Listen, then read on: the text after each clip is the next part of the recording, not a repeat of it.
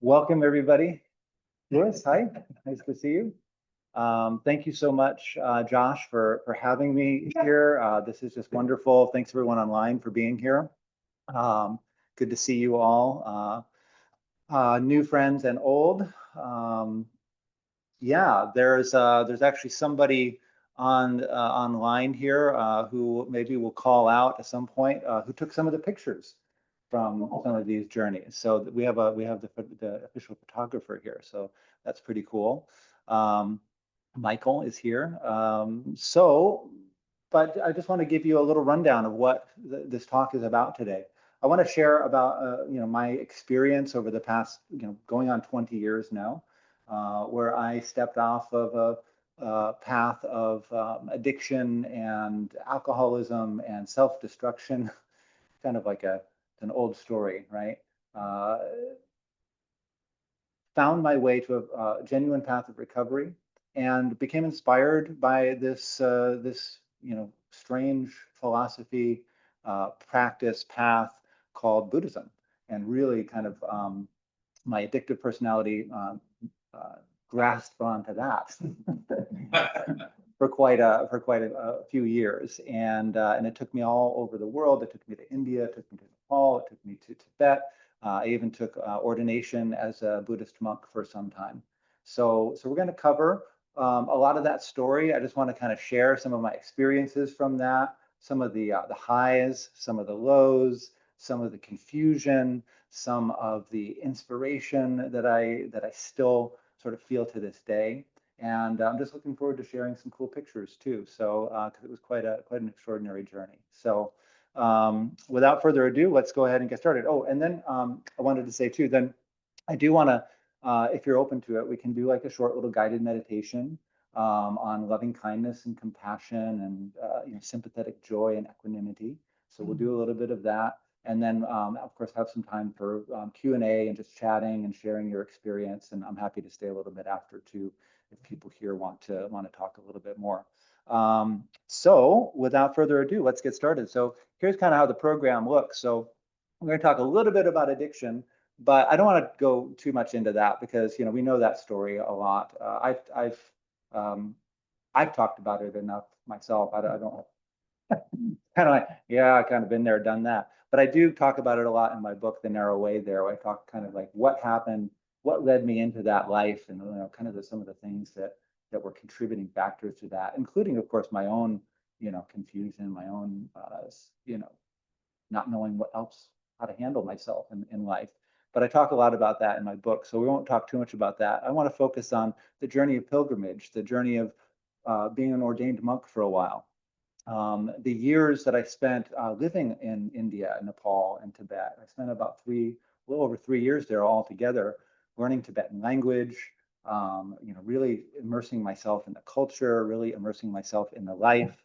And so we're going to talk about that. And then we'll talk a little bit about the transition back into life back here in the United States, which it's been a wonderful transition, but it's had its ups and downs as well too. So let's get started with addiction. Let's talk about that a little bit. So flashback, that's me. That's me probably about a little over 20 years ago. And I keep this particular picture favorited on my phone. I keep it as a reminder. I keep it as a reminder. Not as a way to like go back into the past and feel sorry for myself or to shock you or anything like that, but really just a reminder of like where I came from, you know. And this is why I go to recovery meetings. This is why I make recovery an important part of my life, because I want to remember that. I don't want to forget that, and I also don't want to waste that either. Right?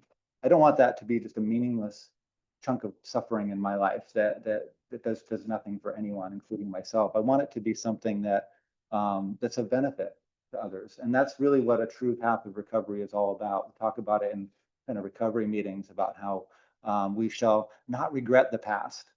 We're going to turn the past actually into our greatest asset. We turn our suffering, we turn our experience into that which we can share with others. We can share our experience, we can share our strength, we can share our hope with other people. And we do that through service, through humility, through loving kindness towards ourselves, through honesty and self-reflection. So I just have this picture again as a reminder. I sometimes jokingly refer to as like this was me in my Jägermeister samadhi. Yeah.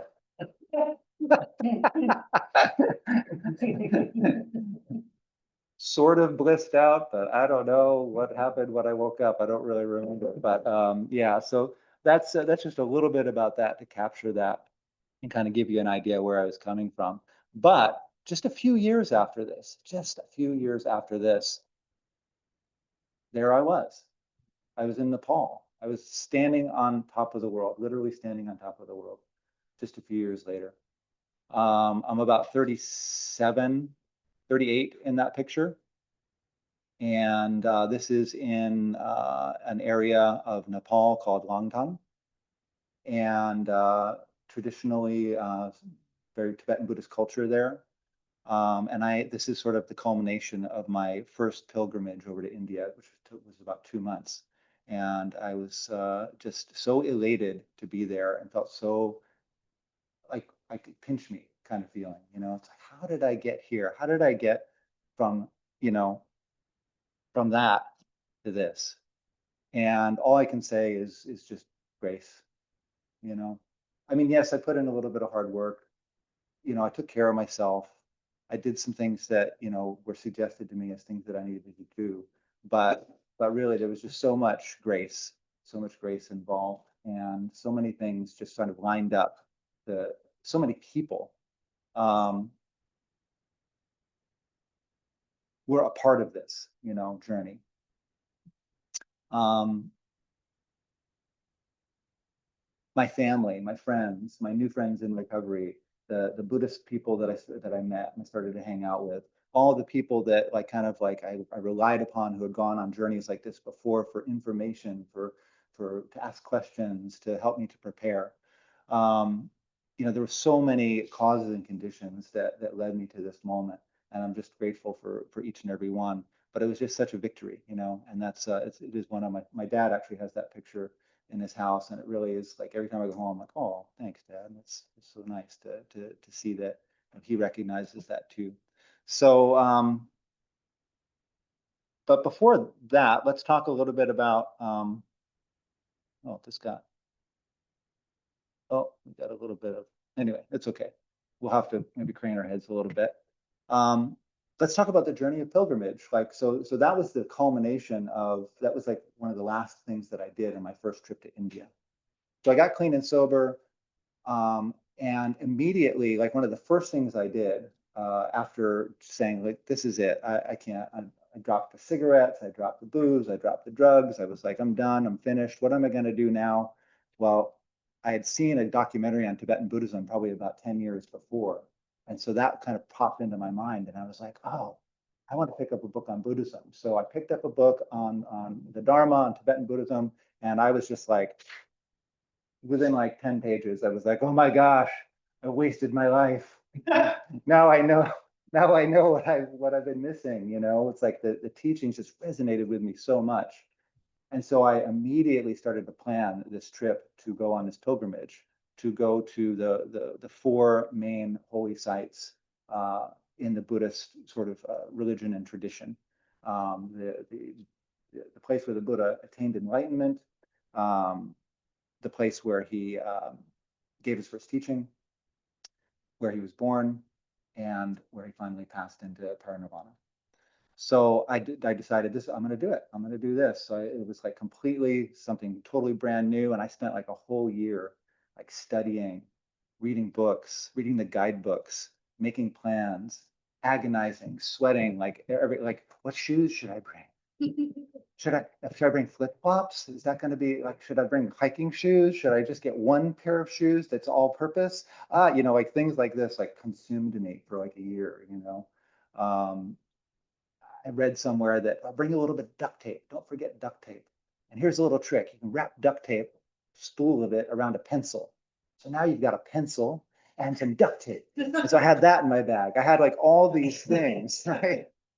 That I wound up packing into this backpack right here. There's my hiking shoes. I did decide to bring hiking shoes in the end, but I only used them for that few days up on the mountains. But I spent all this time planning and putting my heart in it, and it was so wonderful. It was a little obsessive. It was a little bit, addictive personality coming out. But you know what? It felt so healthy and so nourishing too. I was so excited, and I learned so much about the Buddhist tradition, about Indian culture, Nepalese culture, Tibetan culture, along the way as I was gathering all this information. But when I finally arrived, when I finally got off the plane, like all of that pretty much went out the window. Like all of that became like totally irrelevant to me. It was like such a shock, such a culture shock. I get out of the airport, I do everything that was advised against doing. Like I left the airport without setting up a taxi. I got totally like fleeced on a taxi ride to a hotel that wasn't mine. I got like all the things started to just not work out. It was just like an overwhelm of the senses, like flying down the highway with oxen cart, like following along, and like just the smoke everywhere and the assault on the senses. It was just incredible. And I get to my hotel that I had made arrangements with, and I finally did get to the hotel that I made a reservation at. And this was it. And I showed up there and I was like, oh shit, what am I doing here? What is this all about? I just wasn't prepared. I wasn't like mentally prepared. But I tell you what, I walked in the door there. They were so nice. They were so, hey, welcome. This was before booking.com. This was before Airbnb and all that kind of stuff. And I had made arrangements through email and things like that with a few places to make reservations. So it was like it was absolutely miraculous when they were like, "Oh, you're Chris. Oh, wonderful, great. Yeah, we have your room ready for you." And they took me upstairs and they put me in my room, and then they sent me up to the rooftop patio where I had a little bit of ginger lemon honey tea and a pancake, and it was absolutely wonderful and overwhelming and confusing. And I definitely started to have these moments in the first few days of like, oh, I've made a terrible mistake, right? What am I doing here? I'm going to spend 2 months here. Like I felt so disoriented and so confused, but um, everything just started to work out.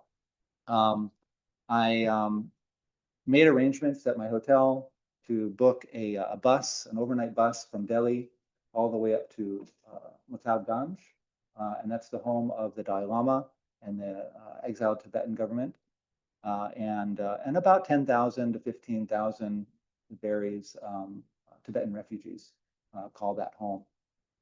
So got on the bus. It was a night bus. It was only supposed to take 12 hours, but the bus broke down along the way. It took over 17 hours going up these like winding roads, and it was extremely uncomfortable and really tiring. But I got to the top, and I was just absolutely just blown away with McLeod Ganj. Just an absolutely incredible place that became actually my second home for quite a while. I stayed there this first time for about a month. I went to my first Buddhist retreat there. I received teachings from the Dalai Lama. I had kind of set up the time, so I was arriving like just as he was teaching, and so I received teachings from the Dalai Lama for the first time, and was able to be, like this close to the Dalai Lama, and it was just heart opening, absolutely heart opening. To hear his voice, to hear him teach. I have notebooks, that I look back on sometimes, and I just was like writing down like every word that he said, through the translation, and it was just so amazing and so incredible. And it was at that time I hadn't like officially declared myself a Buddhist yet. I was pretty enamored with the whole path. I was pretty excited about it, but I hadn't officially dove in and said like I'm going to make a commitment and I'm going to call myself a Buddhist now. And then I don't know. I assumed I would attain enlightenment immediately, maybe, or something like that. But this is where I decided I'm going to take refuge. Because at the end of the teachings, that's an option that he gives, giving empowerment and giving people the opportunity to say, like, yes, I'm going to do this. I'm going to take refuge in the Buddhist path. You know, this is right for me. So that's what I did, and it was this beautiful, heartwarming experience. I don't know if anyone's had the pleasure of being close to the Dalai Lama, or you know, even just seeing him pass by. It's pretty incredible. You know, he's just got this energy about him that's so genuine and so real and so playful, yet at the same time so truly compassionate. Right? You just get a sense that when you're in his presence, that he's really sees you. And those moments that we would make eye contact over the years, um, he saw you with a smile, and with a genuine sense of, like, I love you. You know, I don't know who you are, but I love you. And in fact, skipping ahead many years, I had spent many years, actually, I'd gone back several times and spent years living in Dharamsala, seeing the Dalai Lama many times, give teachings. And I was there while I was a monk. And I would go to the official sort of monk, you know, ceremonies as well, with the Dalai Lama officiating. And so, you know, he got to recognize my face. We never like had tea or anything like that, but he got to recognize my face, because, you know, got a big schnoz, you know, and they unmistakable. And I remember when I came back to the States in 2016, right when I got back, he was actually giving a short teaching in Boulder, Colorado. And I was a monk at the time as well. And I got to sit up in the front row. And as he came out and he sat down and he was looking around, he like looked at me and he said, "Oh, hi." "Oh, you're that big nose guy." Well, yes.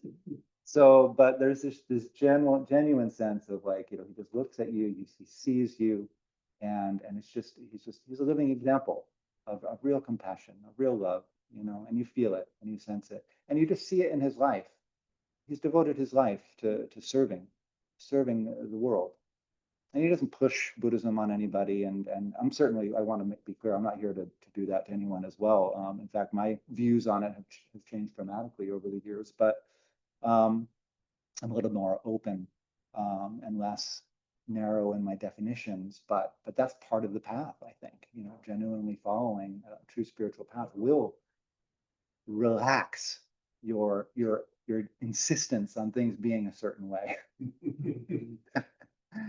As one of my teachers says, he says, you know, yeah, if you do 6 months of real, you know, focused bodhicitta meditation retreat, shamatha retreat, I guarantee you won't be folding your underwear anymore.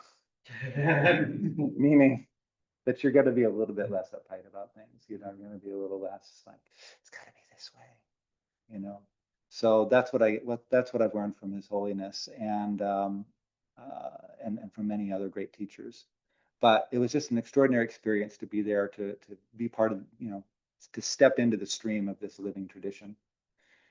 So after this 5-day teaching, I had also planned this out so that I was able to then go up to a Buddhist center above McLeod Ganj, short walk up, maybe about 30 or 40-minute hike up into the mountains, to this place called Tushita. And Tushita is a meditation center. It's a worldwide part of a worldwide organization of Buddhist centers, all over in all countries. But one of their main centers is here in Dharamsala. And they do these regular 10-day introduction to Buddhism retreats. And they are 10-day silent retreats. And you show up and you turn over your cell phones and all your noisemakers, and you commit to sit for 10 days without talking, except for an hour during the day where there was discussion time allowed. But we would receive teachings, and we would do like just a lot of meditation. And it was absolutely, that was totally life-changing as well, having that first experience, that first taste of a contemplative experience, you know, a first taste of saying, okay, you know what? Up until now, I've just kind of done whatever, right? I was total victim of my emotions, my pain, my suffering, my desires, and I was just kind of like running wild in life. And at this point in my life, it just felt like just such a refreshing thing to be able to do, to be able to go to this place and to just sit and to just listen and to just be with myself and watch my mind. And I'd been doing some meditation, up until then. I'd done some meditation practice, but this was the first time where I really was able to sit down and really sit and practice over during this period of time, really, really focused way. And it was amazing because what I saw was, contrary to maybe what we might think in a meditation retreat, it wasn't blissful. It wasn't pleasant all the time. It was really wonderful. It was really engaging. The teachings were amazing, but there was a lot of observation of, wow, my mind is out of control because there was so much silence. It was the first time in my life I had really been quiet. I was also, I might add, I was a bartender too, before.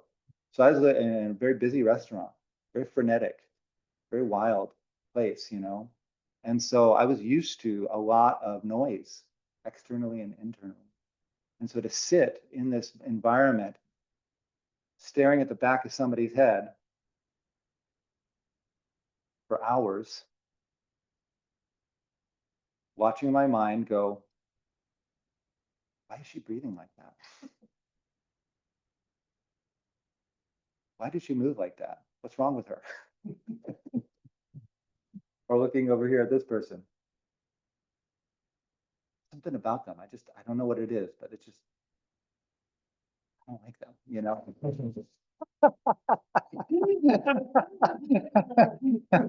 Just watching these stories like unfurl in my mind and going like, what the heck is going on here?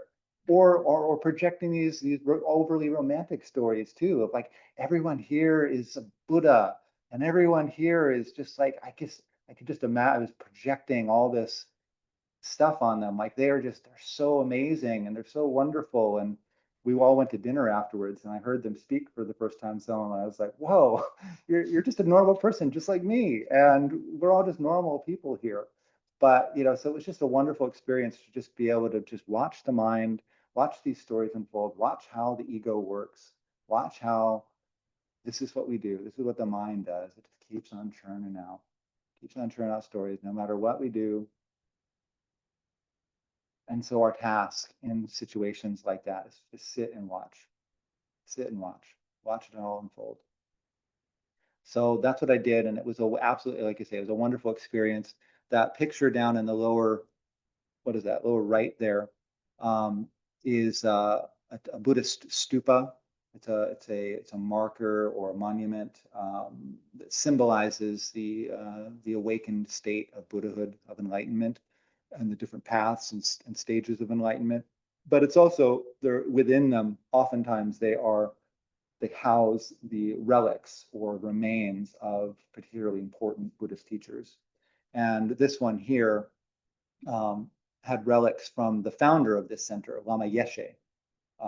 And it was amazing. Obviously, I had some karma or something, because when I showed up here, as I walked around the back of the meditation hall and I saw that, it just hit me with this energy. It was like boom, just hit me, and I fell on the ground. And I just sat there. I looked at it and I just started to weep. I just started to weep uncontrollably. I couldn't tell you why. I didn't understand what was happening, but it was just this I was just overwhelmed with this sense of I'm here. I'm where I'm supposed to be. That's not up to me. There's larger forces at work here, much larger forces at work. I think that's where some of the tears were coming from, remembering my arrogance for so many years of thinking I was in control, thinking I was in charge, and kind of flipping my finger to the world, saying, well, I'm gonna screw you, screw everybody. I'm gonna do it my way. And here I was somehow miraculously being transported here, allowed to have a new experience and a taste of something completely different. So that just opened my heart. So it was incredible.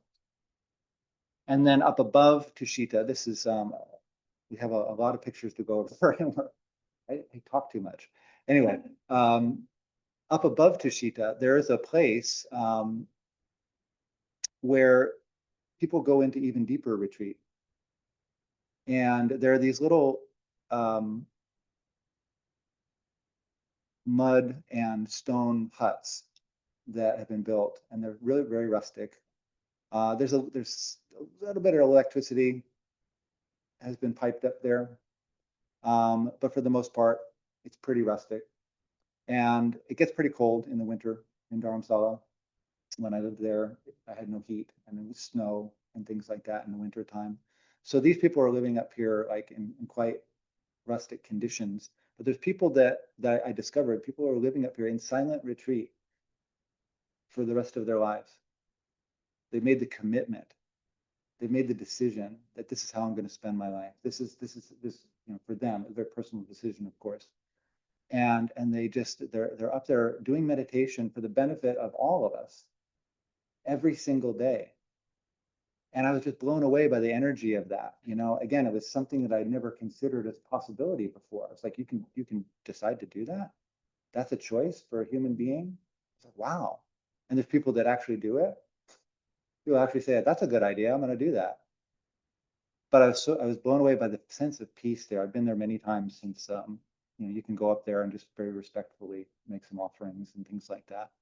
But the first time I went up there, I was walking through the grove, and there was as I was leaving, there was this monk who was out there. He was like hanging his robes to dry, and I was very serious and very stoic and very like serious stuff, and it is, but very somber. And I look at him and I bow, and he just looks at me and he just goes,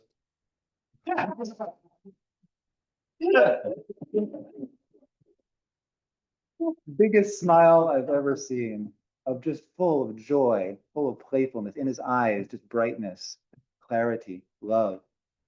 And that was another lesson. That was another teaching. It's like, don't take this too seriously, or at least not in that way. And so that was a beautiful experience as well. Here's just a little more of Dharamsala. So this is the view of the mountain. It's Dalador range that comes down from Nepal. It's kind of connected to the Himalayas, but it comes down into northwestern India. And most of the year it's got snow on this peak, but this is the view from all over. You see this mountain. It's our mountain. We called it our mountain. And just a beautiful, beautiful sight, beautiful place. The air is fresh and clean, and it's just a wonderful place. And then these other pictures here are from the Kora. It's got the circumambulation path around the Dalai Lama's residence. And it's a tradition in Tibet to circumambulate holy objects and holy sites in a meditative state, in a meditative sort of mindset. So the idea is that as you're walking, you're imagining always the object of your devotion off to your right, while you're saying your mantras and your prayers and you're visualizing them, and it's just another form of meditation practice. And you do it with the intention, as you're walking around in this devotional act, you're doing it with the intention that may it liberate all beings. May all beings be liberated through this virtue, through this merit, through this positive action.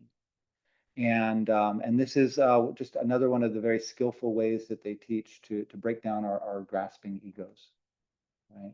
Our self-centered, like, I got this, I can do this, I'm going to do it my way, kind of attitude. And it's just a way to bring our minds to something larger than ourselves, something greater than ourselves. Because I can only speak for myself, but I think that's why the teachings resonated so much with me. it was just what I needed to hear. I've often said that I think that paths like this, Vajrayana Buddhism, are for hard cases, for real hard cases. People like me who are really like Frank Sinatra's,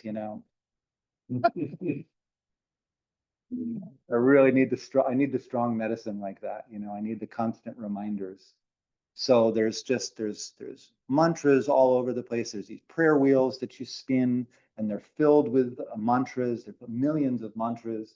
The idea is you spin them, and then you just imagine like rays of loving kindness and compassionate light going out into the world, and you're just like, yeah, may all beings be free of suffering. And it's really amazing to do practice like that and be a part of that. Watch other people do it. I watched a little 18-month-old just learning how to walk. And this is a Tibetan kid reaching up to one of these and just like this is one of his first steps, like getting up and like spinning it, So this is a culture that transmits this teaching from birth. And it's an incredible thing. It's an incredible gift to the world. And I hope that it lasts. Nothing lasts, of course. Impermanence is one of the great teachings of Buddhism and of all true spiritual wisdom traditions. We recognize that everything's impermanent. But I hope that the Tibetans are able to preserve this for as long as possible. So,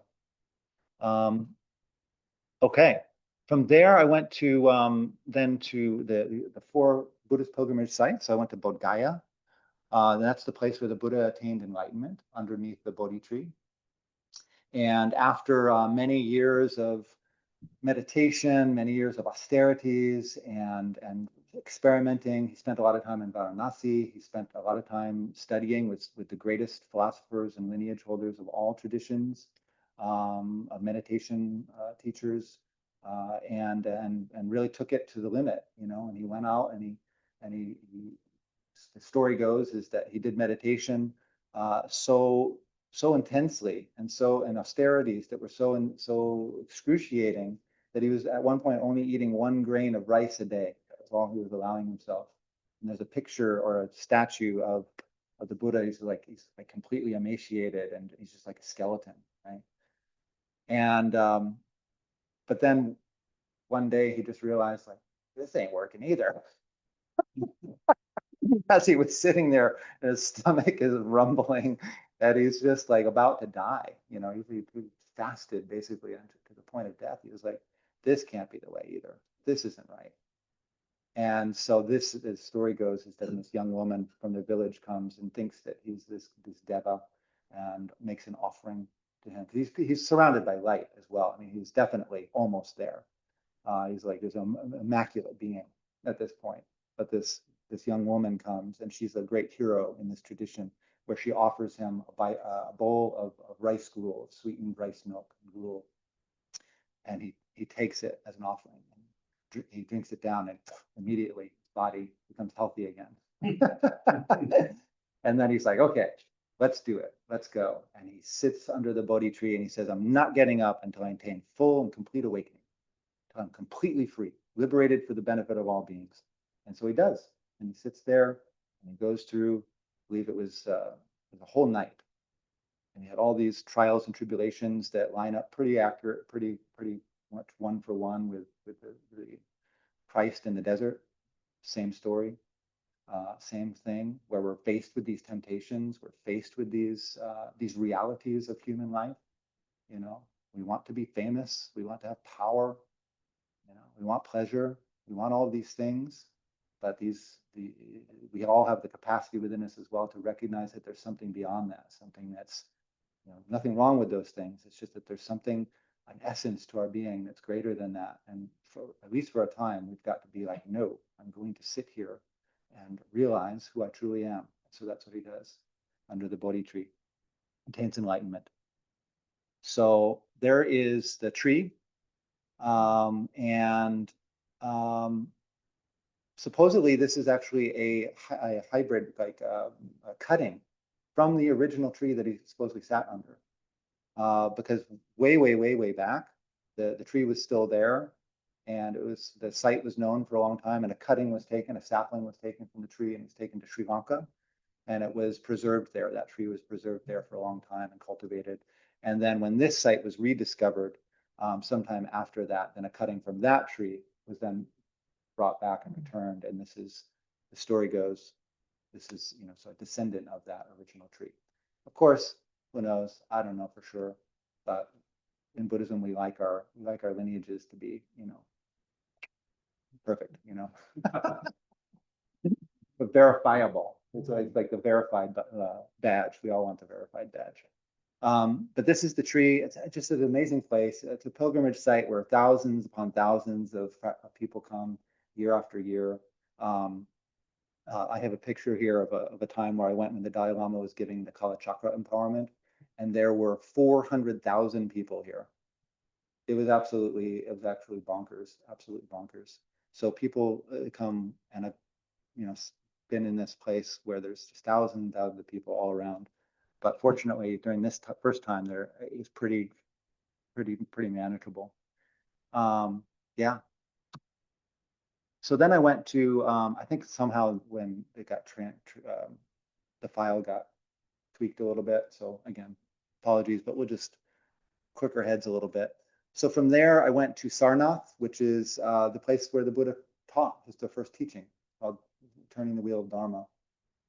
And, so he attained enlightenment, and then he sat there under the tree for 7 days, and all these beings came and said, like, hey, you should teach now. You should, let us in on the secret. And the Buddha was like, no, you're not going to get it. It's too subtle. It's too obvious.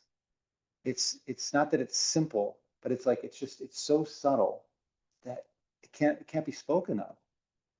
But all these gods and all these beings, all these entities, and the deer came, and all these sentient beings came. This is how the story goes, and propitiated the Buddha for 7 days. He said, "Please teach us, teach us, teach us." And finally, he said yes, and he went to give the first teaching, called the Four Noble Truths, where he talks about our basic situation, which is the truth of suffering, the truth of the origin of suffering, why we suffer, the truth that there's a path. I mean, not that there's a path. The truth that it can end. There can be a cessation to suffering, and then finally that there's a path. There's a way to go where we can end suffering. So this is where he did that, which is just outside of Varanasi. And you hear some pictures from Varanasi. An incredible place. The first time I went, I will not lie, I was terrified. I had people say that Makhad Ganj was sort of like for Westerners or people who've never been before, you could call it India light.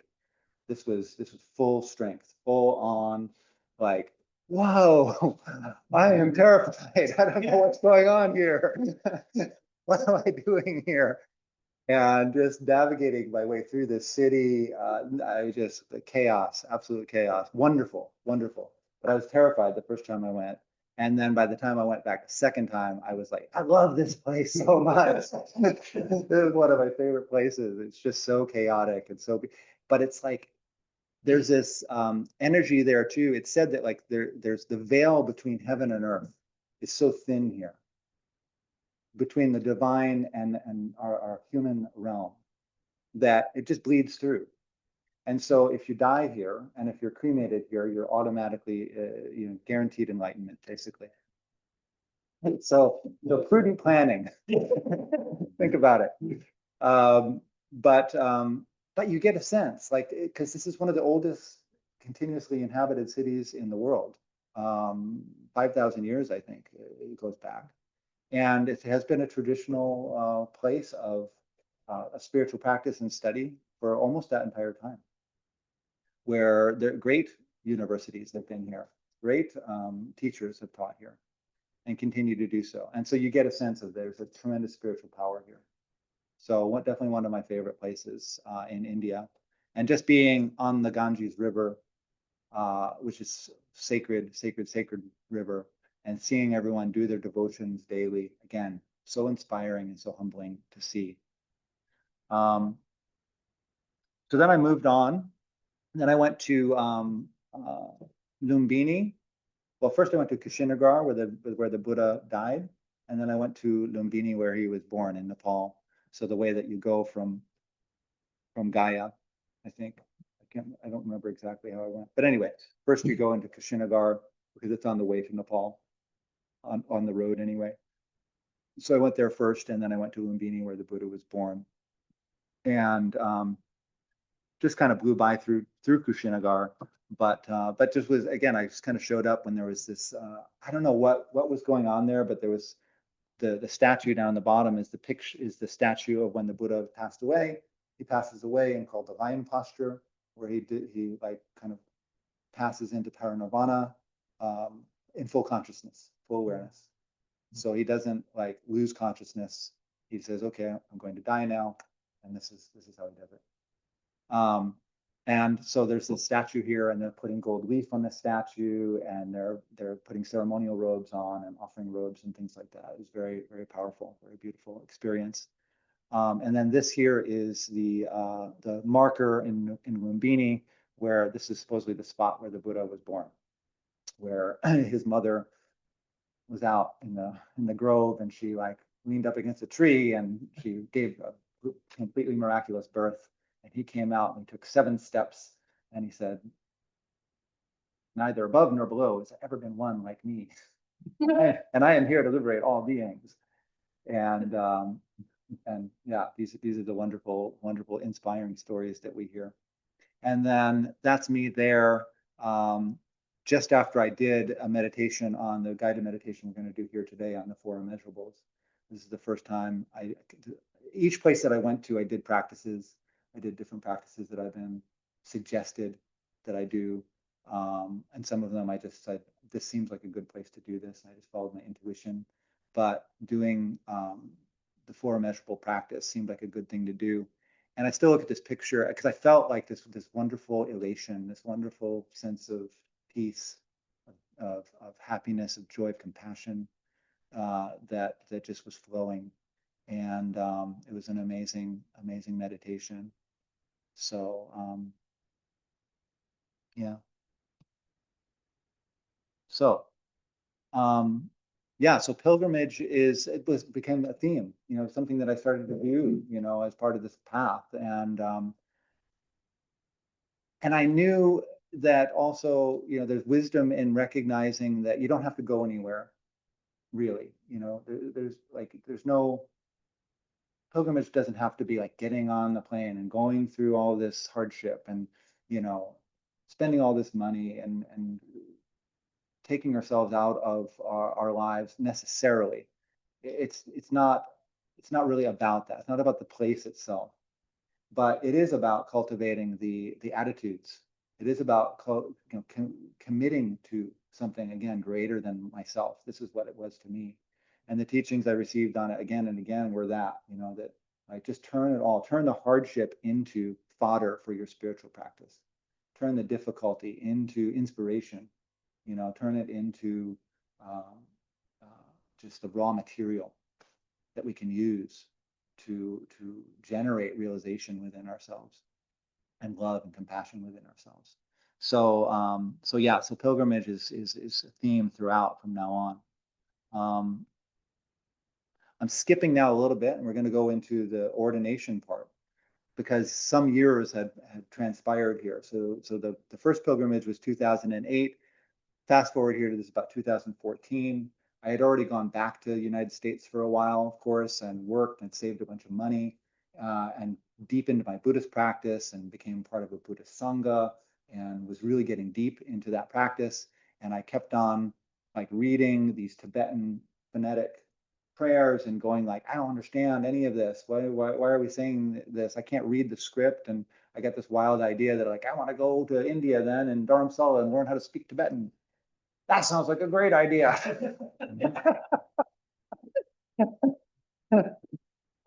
Takes 6 months. I'll just learn how to read, right? Oh, talk about, again, the addictive personality comes out a little bit. And I went over there, and so I spent about a year, a little over a year. Knew how to talk about the weather after a year. but I couldn't understand what people were saying back to me when I was like, "How's the weather?" And they were like, "No, oh, pay people," and I was just like, "What are you saying?" So I could say a few things, I could understand a couple things, but even after a year, it was so difficult. So it's like I want to go back and continue that study, but I also knew the two that I wanted to be a monastic. I wanted to take vows as well. So that was part of that that journey. So went over to Tibet. That was like the first part of that, and really had a blessed experience because me and Michael and a bunch of other people from the Sangha, our teacher at the time, had of course was from there and was uh, made a lot of arrangements for us to go to these incredible places, to receive the teachings, to go to these pilgrimage sites, to go to see the source, to see the source of this living tradition. And so it's a magnificent place, absolutely stunning. So so we get over there. I mean, this stuff is all around, and these new temples are being built. Um, the practice is alive, it's living, it's happening. And see, I had up until that point, I had heard the stories and the true stories, mind you, of the Chinese government, invading, annexing Tibet, lots of tragedy. 6 million people died over the course of 40 or 50 years. Constant stream of refugees. I had already been living in the refugee community for a while and saw them coming in, heard their stories, terrible stories, terrible, unimaginable to me anyway. Like for all the suffering I've ever experienced, doesn't even hold a candle to being sent as you're 10 years old to traverse the Himalayas with no shoes, and 50% of the people in your party are die along the way. These were the kinds of stories that I was hearing, the oppression, the violence. But by the time I got there in 2014, things were starting to change. So I was shocked, actually. I was shocked to see brand new temples being built. I was surprised to see the Dalai Lama's picture being portrayed. That was illegal for a long time, but I was seeing it in shops and monasteries and stuff. So I was really inspired by that. There was still definitely a feeling of totalitarian oppression. There was drones flying over, like oh hi, what are you looking at? And there was checkpoints, and there was definitely they made it very clear that we were being watched for the entire time we were there. But there was still a certain amount of latitude that was given to the Tibetans that I was surprised at. So we were able to see a lot of that. So new statues being built, practices being done in the traditional way, not for show. We were in places that we were technically not supposed to be in, actually, because we kind of had an inside track. And so we were blessed to be able to see like the practices being done. We went up to these pilgrimage sites. We're here in this picture here at this retreat cave up in the mountains where our teacher and his teacher had done years and years of silent retreat up in the harsh conditions up there. So we were able to see this living tradition, to see, the devotion, you just see this incredible, sincerity that I still leaves me speechless to this day. And just the beauty of it. And there's some things in there too. There's some shadow elements as well too. Over the years that I discovered. I don't want to get too much into that, but there's nothing is perfect. But then things like this, this is this symbol here is the syllable ah. It's a Tibetan syllable. It's the first letter of or it's the seed syllable out of the sound, the mother sound of all sound, of all wisdom.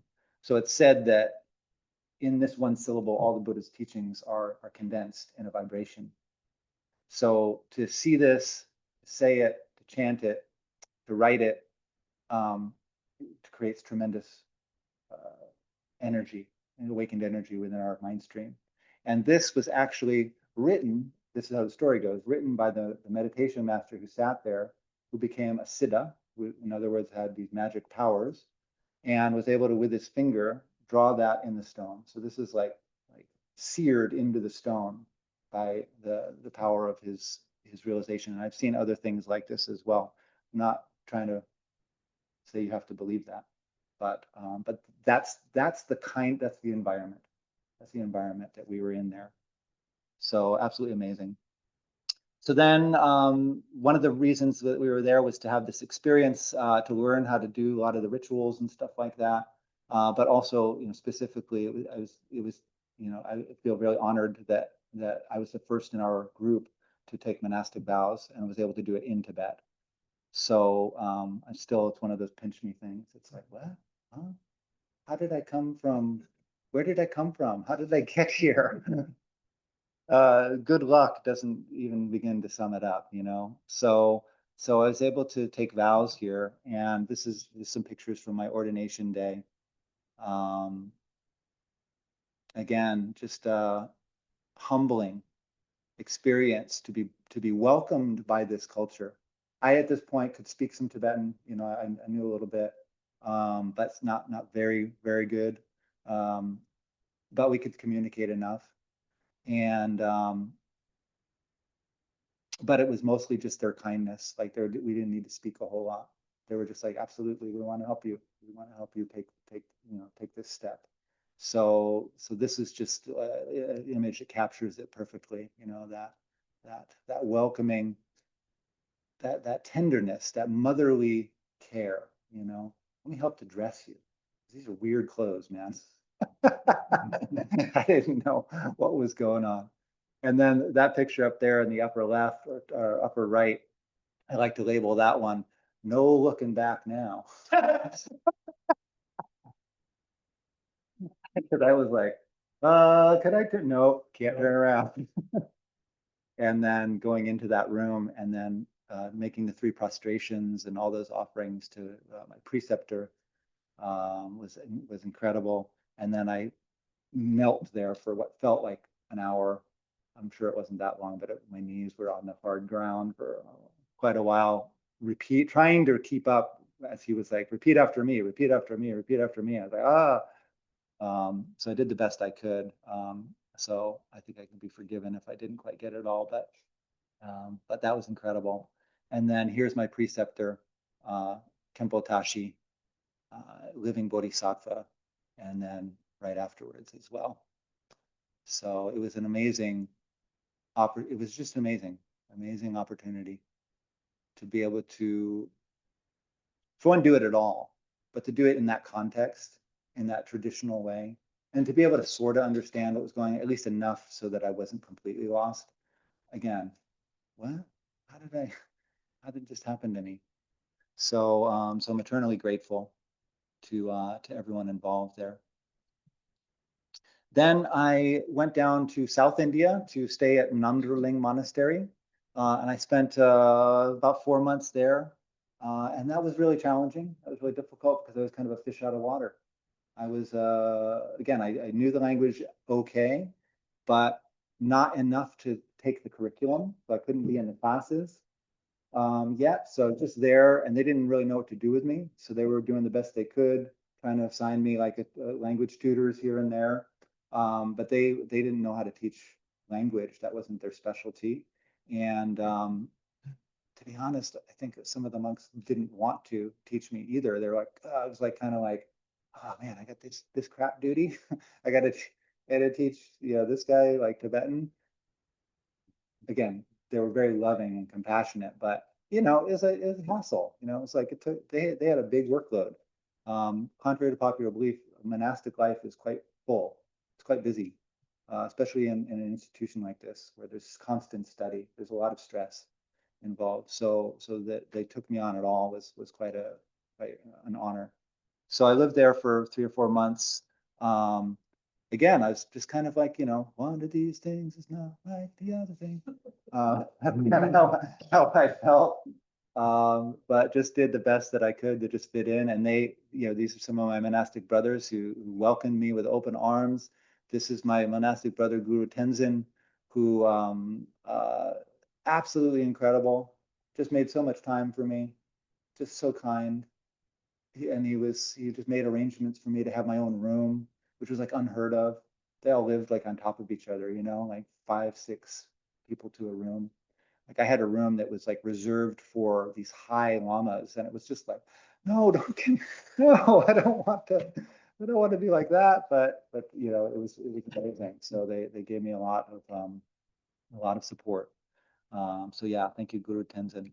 Um, and then, the monastic life, then I moved up to Dharamsala again because that was actually just a better fit for me to learn the language because there was schools there, like schools specifically with curriculums to teach Tibetan language to non-Tibetan speakers. So through that experience, I was able to have all these other wonderful experiences as well, just being in the presence of His Holiness and being able to stand that close to Him and being able to just, to really be there and really experience that life, to receive teachings from people like Tenzin Palmo, to again go back to Tibet a second time and be able to then, by that point, this is a few years later, begin to, I was getting okay. I could get along. I was doing all right. I knew what they were saying when we talked about the weather anyway. So, but yeah, it was pretty cool. So I made some good friends there. And this is just kind of a picture of my room. This was my life. I had a bed right next to it. I had my shrine. I had where I did my practices. That was the extent of my possessions, basically, right there on that little shelf. I had some robes. I had some books. I had some symbols for rituals and stuff. I had a little desk over here, and I had a little kitchen over there. But it was so beautiful, so beautiful, so simple. To just be immersed in that and to just have that focus, have that time to be able to do that. And I was there for a couple of years. So that brings us to the whole kind of topic of immersion, just kind of being sunk in, being fully absorbed. This is me at that Kala Chakra with the 400,000 people. This is us queuing up to get inside. There's a huge, giant, enormous tent where I don't know, like 80,000 people could fit or something like that. And that I love that picture. It really says it all. It's just like that sea of people just went back forever, and just on either side, you were walking like this the entire time, for 10 days. It was just like ah. It was just absolutely incredible, day after day. But it was really difficult, really, it was tough. I was living outside in a tent. Actually, they built this tent city for about 100,000 people, and they had this moat around it that were all of you know the remains of food that go through the human body. Wound up, getting higher and higher every day. And then they had these like boards going across into these little compounds. And every day it was like, that's getting higher and higher. And this board is getting a little wobblier. And oh, I did not want to fall off the side. Yeah, it was very challenging, but also it was like so beautiful because we received these incredible teachings every day from the Dalai Lama. It's amazing empowerment, series of empowerments. And again, just this immersed experience. It was just incredible. Um, these are just some pictures from, just some of the relationships that I made over there. This was prior to a monk, and I met people from all over the world, from Australia, from Spain, from Israel, from Brazil, from, all over the place, and me from, lived pretty, even though I'd lived in many US cities and had some diverse experiences, nothing like this, nothing like this. And to be able to connect with people, to hear their perspectives, their point of view, and to be inspired by their passion for being there as well. It's incredible. And then making friends with my friend Viru here, who I met his family and I became part of their family. They invited me down, and I lived down in a little lean-to, one of the Untouchable cast. And but it just, none of that mattered. It was just like just real human connection. Really beautiful. And yeah, so I had a wonderful opportunity to make so many friends. I studied Tibetan there.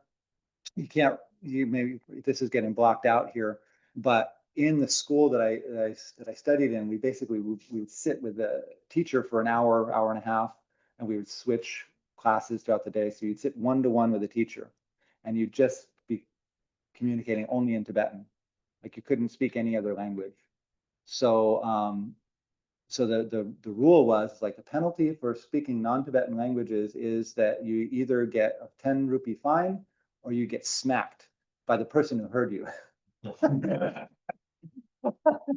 Of course, nobody got smacked, but that was the culture of that school. It was amazing. So it was like, and it was like sweating blood sometimes because you'd just be sitting there going like, I don't know what I know what I want to say, but I don't know how to say it, you know? And there's something weird about that. There's something weird about just being in this like freeze lock brain zone of like, there's nothing in my head right now. There's no English, there's no words, there's no Tibetan, there's just nothing. And all it is just this frustration of being like, I know I want to communicate something, but I can't even tell you what it is in any language. So it was like, it was really intense sometimes. And sometimes I would just like get up and say like, oh, kamachikwa, napasango you. I need, just hold on a minute. I need a break.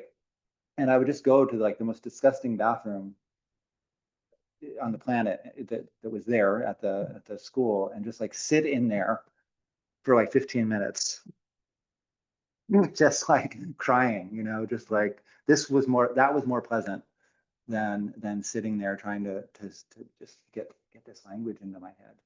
But eventually things did start to get smoother. And I can read that now, I can read that and I can understand it, you know, and I can hear the Dalai Lama teach and I can understand some of what he says. And and I could go to, Tibet today. And even though I don't use my Tibetan so much anymore, I know I would get back into it pretty well. And I'd at least get around and ask like, hey, where's the bathroom and where's the restaurant and this kind of stuff. And that's pretty cool. So I feel pretty grateful for that. So and then yeah, just immersion, just being around like His Holiness the Karmapa. Karmapa is the second highest Lama in Tibetan Buddhism, just below the Dalai Lama. And this is just one day I was at this library and I was doing some work there, doing a class there, and I walk out and everyone's like, the Karmapa's here, Karmapa's here. And he just walks right by, and this is like in the celebrity world, this is Kardashian level stuff. This is in the Buddhist world. This is pretty. This is like whoa, the Karmapa, and then going to just be able to see these incredible sights. Here's a place where a practitioner, again, realization, did meditation for years, and attained this level of realization where he put his hand into the stone and left a handprint. You know, again, I'm not here to tell you what to believe. You take your own, you have your own opinion about it. But that is fused. That is in the rock. I mean, I suppose somebody could have chiseled it out, but it's just being around stuff like that. This stuff. This is part of the culture. This is part of the worldview. Magic, mystery. We are greater than we think. We're more than we think. And just some more pictures of my friends coming home, because we are getting, again, I could just talk and talk and talk, and so much fun. And this is a great place for that. yeah. But I do want to get state of the time here. But yeah, so there was just amazing friendships that were made that still last to this day. This is my last trip. I went back in 2023 and was able to just meet some friends that I had made and still stay in touch with. And that's one of my Tibetan teachers right there, and that's my friend Viru, I was with his family in that earlier picture. And yeah, so it's been wonderful. And then I came back in 2016 and just kind of transitioned back into life. It's been a little bumpy. It was a little bumpy at first. I had, to be honest, I had a relapse when I first came back because there was a lot of upheaval. It's like I left the sangha that I was in, the spiritual community, so that there was a lot of emotional upheaval around that. There's a lot of like trauma wounding that I hadn't looked at. I had done a little spiritual bypassing on probably, and so that came up. I liken it to, I kind of call it like, it's sort of like a sewer pipe that burst, and like all of a sudden, like all this gunk started like flooding up to the surface, and I was like, ah, what do I do?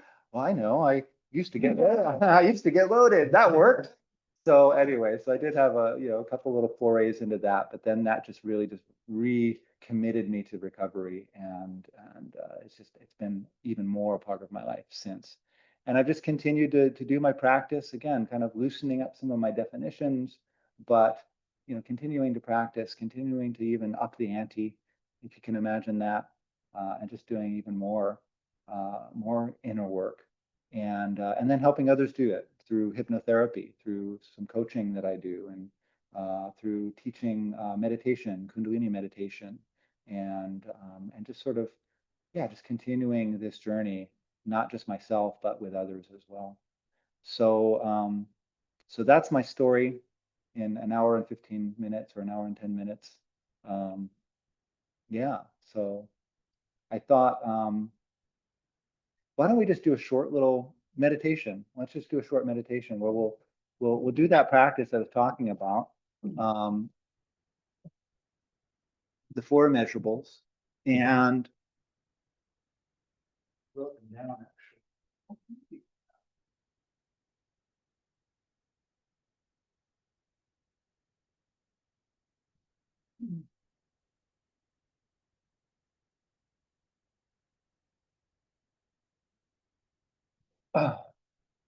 So for those of you online, I don't know if you can see that, but if you Google the four immeasurables, you'll pull up some version of this. And these are four lines of contemplation focused on the four immeasurables. What does that mean? Four immeasurable attitudes, four immeasurable emotions, four immeasurable transcendent states of being, of mind. And these are love, compassion, sympathetic joy, and peace or equanimity. And it's said that these emotions, and there are others, but these emotions are limitless, actually. There's no limit to love. There's no limit to compassion. There's no limit to joy. There's no limit to real equanimity. We might think there is. I only have so much love, but really, that's just an idea. That's just a limiting idea that we can choose to believe or not. What we're talking about here is recognizing that pure love is actually the reality of all that is. All that is nothing but love. It's the force, it's the energy that holds everything together, it holds the atoms of our body together. It makes the sunshine and the rainfall. It keeps the earth in orbit around the sun and all the planets. And the galaxies and the whole universe is held together by this force that we can call love. Compassion is the same thing because everything is interconnected and interrelated. Compassion is the natural state of being. There is no separation anywhere. So it's as if, it's like, of course your left hand has compassion for your right hand. There's no separation here. It just seems to be that they're two different things, but they're really part of one whole. The same with joy. Joy is endless, and sympathetic joy is endless because when you are happy, when you are happy, when you are happy, when you're getting what you want, when you're filled with joy, I'm filled with joy as long as I let myself be filled with joy. And the same with equanimity and peace. So what we're going to do here, I'll just read this real quick, but then we're going to just do a real short meditation on these three attitudes. And so may all beings have happiness in its causes. May all beings be free of suffering in its causes. May all beings never be separate from the supreme joy. And may all beings rest in great equanimity, free of attachment and aversion. And what I'd like you to do is to just take a moment to just, close your eyes if you like, if you wish, and you can just take a couple of breaths and just come into the present moment.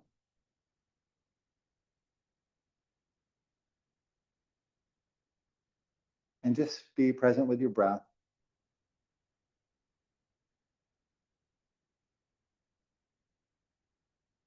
And just be here, where you are.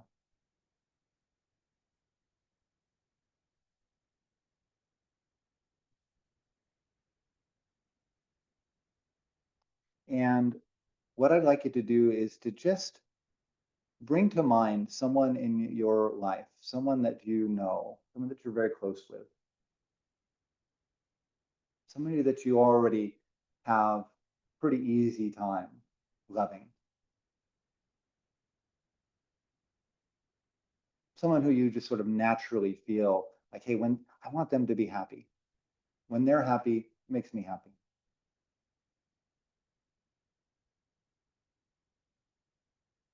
And just imagine that person is here with you now, present, and you can imagine that they're sitting in front of you, and imagine just that feeling that you get when you see them.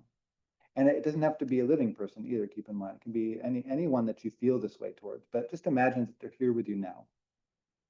And let that feeling of love for that person emanate from you and arise within you naturally.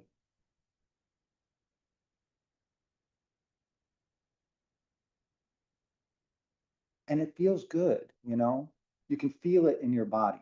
You know what love feels like, even if you maybe can't describe it or you know, put it all down in eloquent speech or words, but you know what it feels like to love someone. So just let your body feel that love for this person naturally and spontaneously.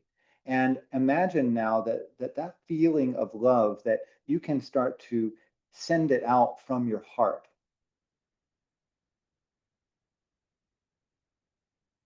Imagine you can send that love out from your heart and send it out to others.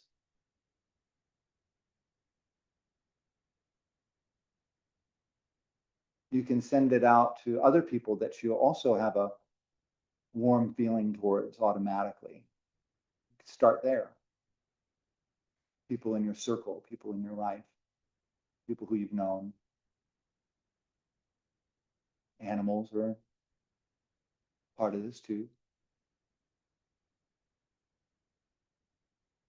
And you could just let that feeling build and radiate and just be sent out. Just imagine just sending it out to all these people, all these beings that you love. Imagine them being washed in this light. Imagine them feeling that love and feeling that happiness. Imagine them getting what they want and feeling safe and good.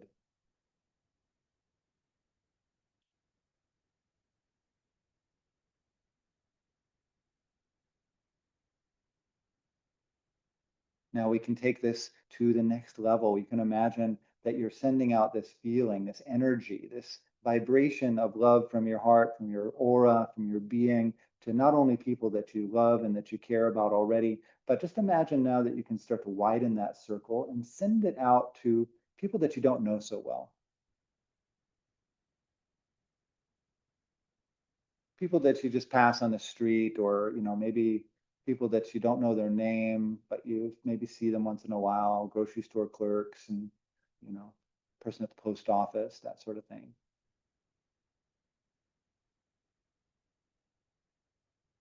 Recognize that those people too, even though you don't know them, also just like the people that you love, want nothing more than to be happy, to be free of suffering, to be at peace.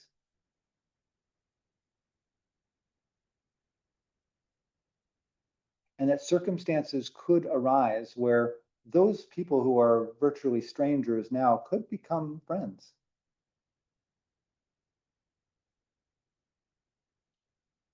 Chance meetings,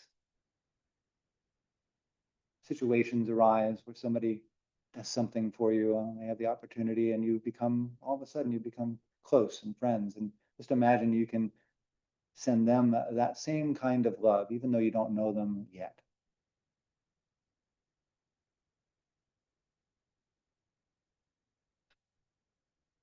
Imagine this waves and waves of love emanating from your heart, from your body, from your aura, going to all these people, the people that you love and you care about, the people that are maybe you're a little bit indifferent to, that you don't know so well, extending that out to beings you've never met before. You can even do that. Just imagine that. There's so many beings that we'll never meet in this lifetime or face to face, but you can imagine all of them too. None of them want anything more than to be happy, to be free of suffering.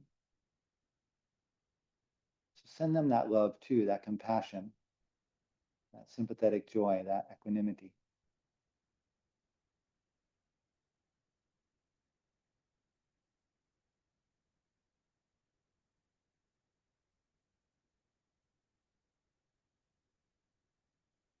Now, if you really want to take this to next level, feeling that feeling of love in your body, vibrating in the cells, vibrating in the atoms, emanating now, just feeling that energy being sent out, radiating out around you. Begin to bring in to this practice, to this visualization, one or two people really push your buttons. Or even just a little bit push your buttons. You start small. People that annoy you, people that maybe hurt your feelings, didn't meet your expectations.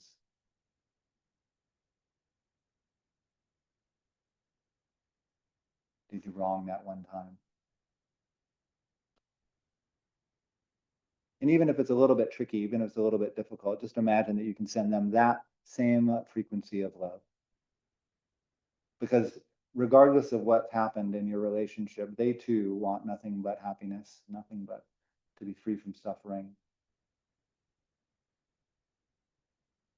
They want to be at peace. They want joy. So imagine you can just send that to them, send that wish that they have all of that.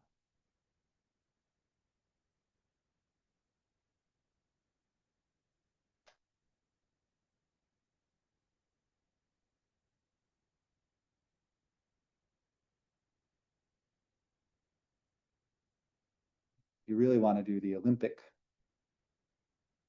training, which of course we got to work up to. We don't have to do it all at once, but we can start to bring in people who we really don't like. Even people that we can even feel hatred towards. And we do the best that we can with that one.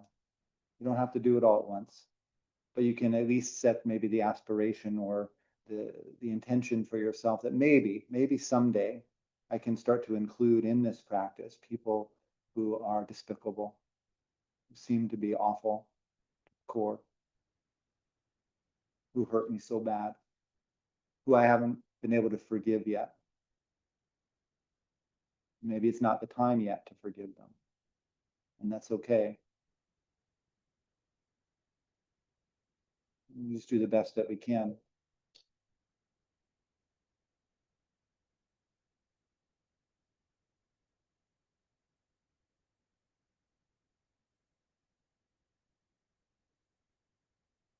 And now, finally, you really want to do this practice really deep. Turn all that love, all that compassion, all that wish, be joyful, be at peace towards yourself.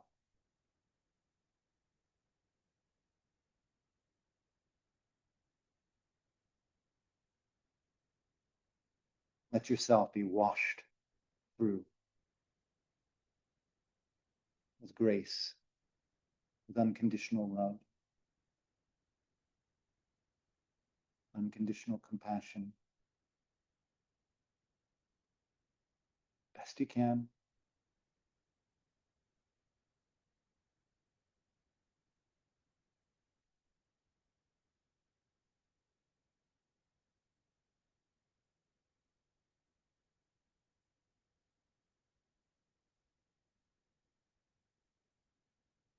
And now simply allow everything that you've experienced in this practice, all the people, all the feelings, all the inner imagery, whatever you've experienced on a conscious level or even on the unconscious level, just imagine that everything that you've experienced in this short practice is dissolving into your heart. You can imagine it dissolving into a light in your heart. the light of your true pure being, absorbing these learnings and absorbing this experience and integrating it.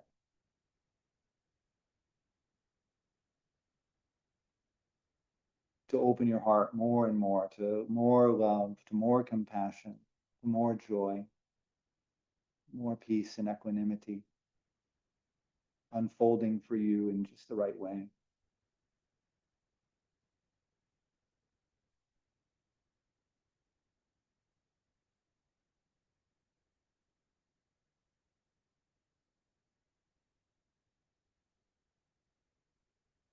And when you're ready, you can simply open your eyes.